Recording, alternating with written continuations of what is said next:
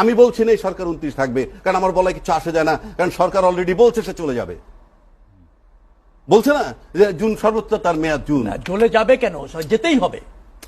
আমি সেটা যেতেই হবে সেটা বলছে চলে যাবে, আপনি যেভাবে বলছেন না যেতেই হবে। সংবিধানের কোনো তাকে শুনেন, না আপনি পরে বললেন, আমি আপনাকে বলি আমি বলি কিছু নির্দিষ্ট দায়িত্ব পালন করে অল্প সময়ের মধ্যে যেতে হবে। আচ্ছা আমি তো না করতেছি না, বাংলাদেশে কোনো সংবিধান এই মুহূর্তে নাই। থাকলে উনি চ্যালেঞ্জ করলাম, উনি বলুক এই ফেব্রুয়ারিতে যে নির্বাচনের ডেট দিল, কোথায় পাইছে ডেটটা, কোন সংবিধানে বলেন? না সংবিধান নির্বাচনের ডেট দেয় নাকি? বলেন, সংবিধান নির্বাচনের ডেট দেয়? সংবিধানে তো মেয়াদ বলা আছে। সংবিধানে বলে রাষ্ট্রে একটি জনগণের নির্বাচিত সরকার থাকবে, সেটা প্রতিষ্ঠিত করার জন্য এই অন্তর্বর্তীকালীন সরকার। সংবিধান জনগণের ডেট দেয় না, নির্বাচনের ডেট দেয় না। অন্তর্বর্তীকালীন সংবিধান আছে কোনটায়? অন্তর্বর্তীকালীন সংবিধান ওই যে বলেছি অ্যাপিলেট বিভাগের রেফারেন্স আছে বিধায় ওই সাংবিধানিক ধারাবাহিকতায় সরকার। কে বলছে আপনাকে? জি আমি বলছি। আপনি বললে হবে না, আপনি পরে বলেন। এই যে আচ্ছা আপনি পরে বলেন, আমি আপনার ইন্টারফেয়ার করি না। কোন সংবিধানে? আপনি পরে বলেন। না 106 কোন সংবিধানে? রাখেন, 106 বলছে মতামত দিছে কি, যে এই সময়টায় সাংবিধানিক শূন্যতা। শেখ হাসিনা যেদিন চলে গেছে, সংবিধানে কি বলা আছে যে দায়িত্ব বুঝাই না দিয়ে পালায়ে যাবেন আপনি? আর পালায়ে গেলে কি হবে সংবিধানে আছে? 1 2 ওই সংবিধানের দোহাই যদি আপনি দেন, সেখানে বলা আছে পার্লামেন্ট ভাঙার পর 90 দিনের মধ্যে নির্বাচন। আপনারা রাজনৈতিক দল, আপনারাই তো তারা ডিসেম্বর পর্যন্ত মেয়াদ দিছিলেন, তারপরে ফেব্রুয়ারিতে চলে গেলেন। কোন আইনে, কোন অধিকারে, কে দিছে আপনাকে অধিকার? সেই অধিকারগুলা আপনাকে ওই জুলাই ঘোষণাপত্রে ঢুকাইতে হবে, 1 নম্বর। 2 নম্বর, জুলাই সনদ যেটা হতে যাচ্ছে সেটাও ওই ঘোষণাপত্রে থাকতে হবে, যে এই বিষয় নিয়ে ঘোষণাপত্র সনদ হতে যাচ্ছে, এটা লিখতে হবে। তাহলে আমি আবারও বলছি, 5 বছর পর হইলেও প্রশ্ন আসবে। প্রশ্ন শুধু 5 বছর পর না, তফসিল দেওয়ার পরও প্রশ্ন আসতে পারে। তফসিল যে দিলেন, কোন সরকার কোন সংবিধানের অধীনে তফসিল দিছেন, কারো কাছে জবাব থাকবে না। আমি বলে দিলাম, কারো কাছে জবাব থাকবে না। কালকে যদি বলে কোন দল, জবাব থাকবে না। এই জন্য জুলাই ঘোষণাপত্র যেটা হয়েছে, সবাই মনে করে কি জানেন, এটা চূড়ান্ত। নো, এটা ঠিক করার সুযোগ আছে। সংশোধনী 1, সংশোধনী 2, আপনি যদি সেই বঙ্গবন্ধু হত্যার পরের প্রোক্লেমেশন দেখেন, সেখানেও কিন্তু অ্যামেন্ডেড ভাবে এই ঘোষণাপত্রগুলো আসছে। তখনকার প্রজ্ঞাপন বলতে যা বুঝায়, সুতরাং ঠিক করার সুযোগ আছে। নাহলে আপনি ইউনূস সরকারের মেয়াদ তো এখানে লেখা থাকতে হবে, মেয়াদ লেখা থাকতেই হবে। উনি নির্বাচন দেওয়ার কে?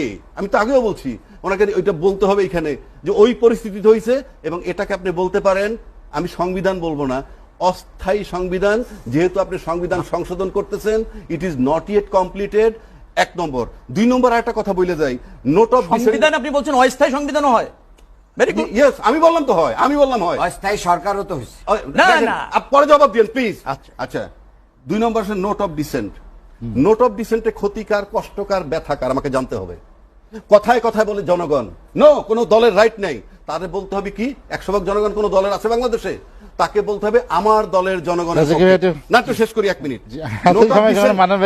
নোট অফ ডিসেন্ট যারা দেন, তাদেরকে ক্লিয়ার করতে হবে জনগণের কাছে। না আমার দলের অবস্থান। আপনি নোট অফ ডিসেন্টকে কেন আপনি ভুল ব্যাখ্যা? ওইটা আমি বলতেছি না, আপনি ভুল ব্যাখ্যা করছেন।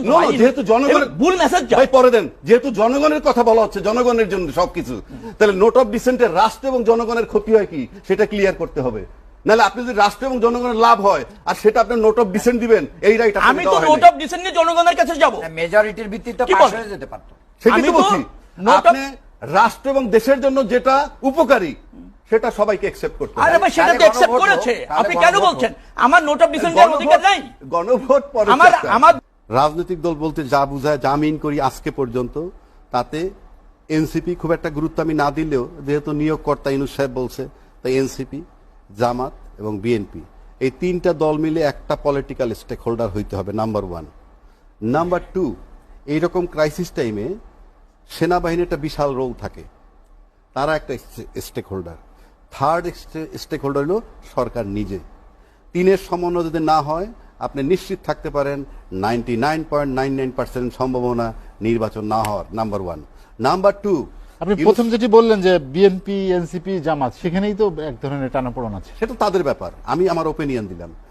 সেকেন্ড থিং, আপনি আরেকটা জিনিসে আসেন, যে স্টেক হোল্ডারের কথা একটা বললাম, আরেকটা কথা আমি ভুলে গেলাম, যেটা আমি বলতে চাই। এটা হলো একটা স্টেক হোল্ডার, যেটা যদি ঐক্যমত্যে না আসে। আর ইউনূস সাহেব, আমি নিশ্চিত করে বলতে পারি, আপনি বলে রাখেন, লেভেল প্লেইং ফিল্ডের কোশ্চেন আসছে, এবং আমি ব্যক্তিগতভাবে বিশ্বাস করি একই প্রশাসনে যদি কেউ ভাবে যে লেভেল প্লেইং ফিল্ড, সে একটা কারণেই ভাবতে পারে সামনে আমার খোলা মাঠ, কারণ আওয়ামী লীগের মতো প্রতিদ্বন্দ্বী নাই। কিন্তু লেভেল প্লেইং ফিল্ড আজকে হইলে বিগত নির্বাচনের সময় কোথায় ছিলেন, তারা গেলেন না কেন? সুতরাং লেভেল প্লেইং ফিল্ডের প্রশ্ন থাকবে, সংস্কার না বিচার আগে এই প্রশ্ন থাকবে, এই সব কিছু তুমি। আর ইউনূস সাহেব তার সারা জীবনের যে অর্জিত গুডউইল, ইউনূস সাহেব আমার ভাত মাছ দেন, উনি আমার আত্মীয় স্বজন না। রকিবুল আউয়াল মার্কা একটা নির্বাচন, রকিবুল না রবিউল আউয়াল, হাবিবুল আউয়াল কিংবা রকিবউদ্দিন কিংবা নুরুল হুদা মার্কা নির্বাচন ইউনূস সাহেব করবেন না, এ ব্যাপারে আপনি নিশ্চিত থাকতে পারেন। তাইলে অতীত আর এর ভিতরে কোনো পার্থক্য থাকে না।